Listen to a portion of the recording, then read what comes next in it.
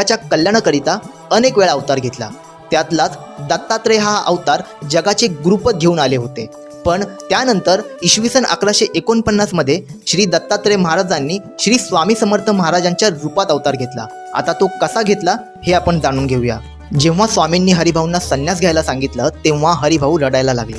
तेव्हा स्वामी म्हणाले, अरे रडतोस काय वेड्या, माझे पोट बघ किती मोठे आहे, ह्याच्यावर हात ठेव पाहू। त्याच्यानंतर हरिभाऊंनी स्वामींच्या पोटावर हात ठेवला व त्यांना त्यांचे मागचे 8 जन्म दिसायला लागले। त्याच जन्मामधला त्यांचा एक जन्म होता ज्यामध्ये त्यांचं नाव होतं विजय सिंग। पंजाबमध्ये असलेल्या छेलीखेडे गावात त्यांचा जन्म झाला होता। त्या छेलीखेडे गावात एक छोटंसं मैदान होतं आणि तिथे एक देवळी होती। त्या देवळीच्या आतमध्ये एक गणपती बाप्पाची छोटीशी मूर्ती होती। त्याच मूर्तीबरोबर हा रोज विजय सिंग जाऊन गोट्या खेळायचा। तो देवाबरोबर रोज गोट्या खेळायचा। देवाबरोबर गोट्या खेळायचा म्हणजे तो स्वतःचा डाव स्वतः खेळायचा व देवाचा डाव सुद्धा स्वतःच खेळायचा। एक दिवशी तो खूप वैतागला व देवासमोर जाऊन म्हणाला,